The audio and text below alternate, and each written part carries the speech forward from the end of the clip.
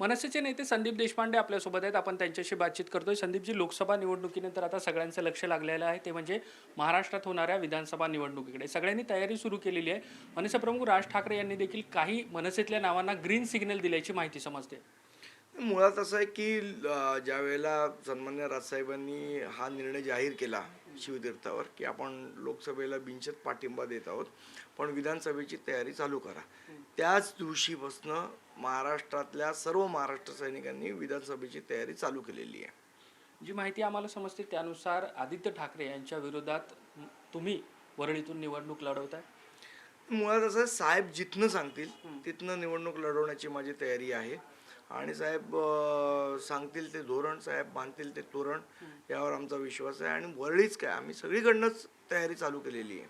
पण वरळीबाबत बोलायचं झालं तर गेल्या काही दिवसापासून तुमचे वरळीतले दौरे वाढलेले आहेत, गाठीभेटी वाढलेल्या आहेत. असं वरळीतले बरेचसे जे लोक आहेत, आता त्यांचे आमदार त्यांना भेटत नाहीत, समस्या कुठे मांडायच्या, ते बरेच येत असतात. त्यामुळे त्यांच्या समस्या सोडवण्यासाठी, त्यांचे विषय ऐकून घेण्यासाठी वरळीत जात असतो. म्हणजे तुम्ही वरळीकडे विशेष लक्ष दिले आहे.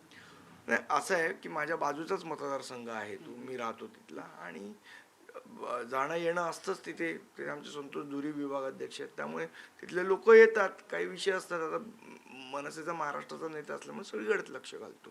तर वरळीसोबतच जी माहिती समजते त्यानुसार माहीम असेल, ठाणे असेल, कल्याण ग्रामीण असेल किंवा इतर काही विधानसभा असतील, तिथे देखील उमेदवार जे आहेत ते आता कामाला लागलेले आहेत, त्यांना देखील ग्रीन सिग्नल मिळाला असं समज. मी तुम्हाला सांगितलं, म्हणजे हे तुम्ही मतदारसंघ सांगता तेच नाही, तर बाकी सुद्धा मतदारसंघामध्ये आम्ही कामाला सुरुवात केली आहे. जो राजसाहेबांचा आदेश आला की विधानसभेच्या तयारीला लागा, विधानसभेच्या तयारीला महाराष्ट्र सैनिक, मनसे पदाधिकारी हे जोरात लागलेले आहेत. त्याबद्दल काहीच काळजी नसावी.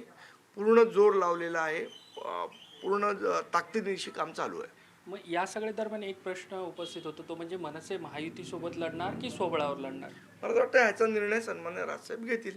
आमचं काम आहे तयारी करणं, आम्ही तयारी करतोय. महायुतीमधले जे घटक पक्ष आहेत, मग शिंदेची शिवसेना असेल किंवा अजित पवारांची राष्ट्रवादी असेल, अजित पवारांच्या राष्ट्रवादीने तर 80 जागा मागितलेल्या आहेत. मनसे जर महायुतीसोबत आली तर किती जागांवर क्लेम असेल किंवा त्याबाबत काही सांगता येईल. मुळात असं आहे की हे सगळे विषय हे सन्मान्य राजसाहेब स्वतः लक्ष घालत आहेत, आणि सन्मान्य राजसाहेब ठरवतील, याच्या संदर्भातला निर्णय घेतील, आणि ते जे निर्णय घेतील त्याप्रमाणे आम्ही काम करू.